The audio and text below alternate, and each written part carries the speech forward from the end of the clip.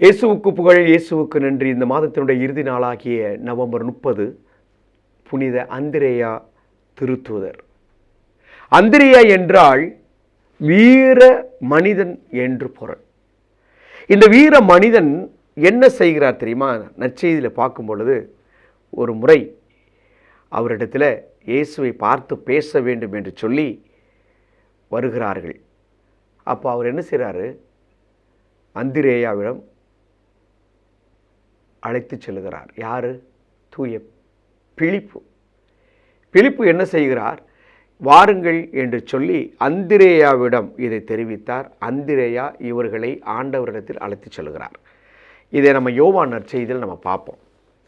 பிரியமானவர்களே, இயேசு உயிர்ப்பித்து விண்ணகம் சென்ற பின்பு நற்செய்தி பணியை செய்வதற்காக அந்திரேயா துருக்கி தேசம் சென்று அங்கே நற்செய்தியை பணியாற்றுகிறார்.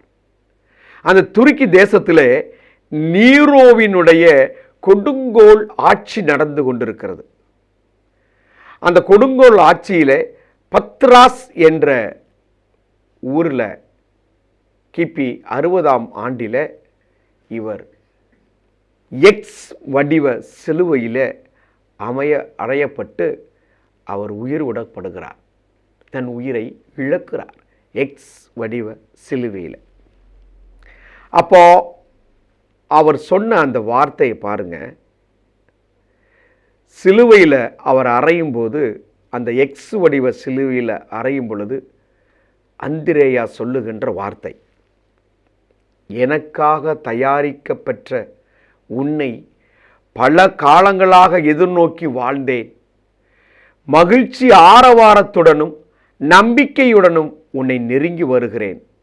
இதற்கு முன் என் ஆண்டவரை நீ சுமந்தாய், மகிழ்ச்சியுடன் என்னையும் ஏற்றுக்கொள் என்று சொல்லி அந்த எக்ஸ் வடிவ சிலுவையில் அறைவதற்கு முன்பு அதை வரவேற்று அவர் கிறிஸ்துவுக்காய் மறிக்கிறார்.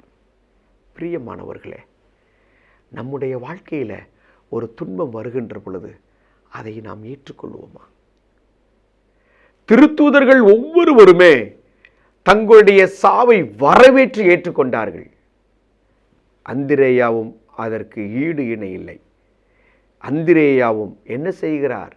சிலுவையே வா, எனக்கு மகிழ்ச்சி, நான் அதற்காகவே காத்திருந்தேன் சொல்லுகிறார். இந்த அந்திரேயா நமக்கு கற்றுத்தரும் சின்ன பாடம். நாமும் நம் வாழ்வில் வருகின்ற துன்பங்களை மகிழ்வோடு ஏற்று வரவேற்போம். மகிமையின் இயேசு துன்பத்தை மாட்சியாய் மாற்றுவார். இதோ இந்த நாளிலே அந்திரேயாவை கொண்டாடுகிறோம் என்றால் அவர் துன்பத்தை ஏற்றுக்கொண்டார், துன்பத்தை வரவேற்றார் மகிழ்ச்சியோடு. ஆகவே நாமும் மகிழ்ச்சியோடு துன்பத்தை ஏற்கின்ற பொழுது, வரவேற்கின்ற பொழுது ஒரு நாள் இறைவனோடு மாட்சியில் இருப்போம். வாருங்கள், துன்பத்தை சந்திப்போம், இன்பத்தை இறைவனோடு அனுபவிப்போம். ஆமேன்.